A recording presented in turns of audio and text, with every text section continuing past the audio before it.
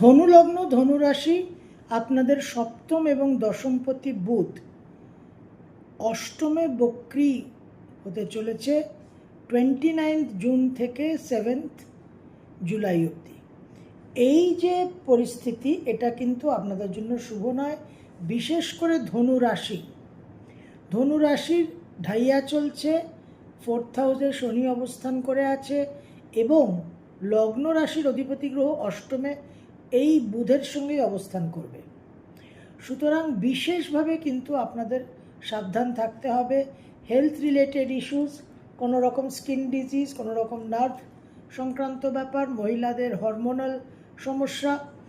সপ্তমপতি অষ্টমে বক্রী, দাম্পত্য জীবন এবং ব্যবসা ক্ষেত্রে বিশেষভাবে কিন্তু কিছু অসুবিধে, কিছু ভুল বোঝাবুঝি এবং বিচ্ছেদের পরিস্থিতি তৈরি হওয়া।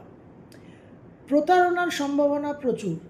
ব্যবসা ক্ষেত্রে খেয়াল রাখতে হবে যে আপনাদের যে ক্যাশ বক্স, যে টাকা পয়সা, যে ক্যাশ লেনদেন হচ্ছে, সেখানে সব রকম হিসেব ঠিক আছে কিনা। দশমপতি অষ্টমে বক্রগতিতে যাচ্ছে। বহু ক্ষেত্রে এই ঢাইয়াতে একটা ক্যারিয়ার চেঞ্জ হওয়ার সম্ভাবনা। তো ক্যারিয়ার চেঞ্জ ডিসিশনটা আপনাদের ঠিকমতো নিতে হবে।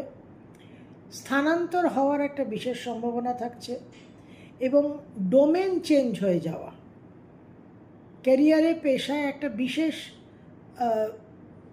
আমূল পরিবর্তন হওয়ার সম্ভাবনা থাকছে। এই বক্রী বুধ অষ্টম থেকে আপনাদের 2nd হাউসকে দৃষ্টি দেবে। সুতরাং বাক সংযমটাও প্রয়োজন।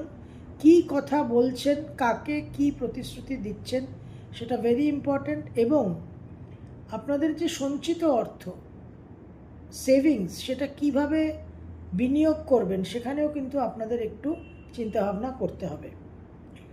সেভিংস নিয়ে কোনো বড় সিদ্ধান্ত, বড় কোনো ইনভেস্টমেন্ট, এটা এই সময় কিন্তু না করাই বুদ্ধিমানের কাজ হবে। এই অষ্টমে বক্রী বুধ কিন্তু হাজব্যান্ড বা ওয়াইফের উপরেও একটা ডিস্টারবেন্স আনতে পারে এবং বন্ধু বান্ধবের সঙ্গেও কিন্তু কিছু ভুল বোঝাবুঝি হওয়ার সম্ভাবনা।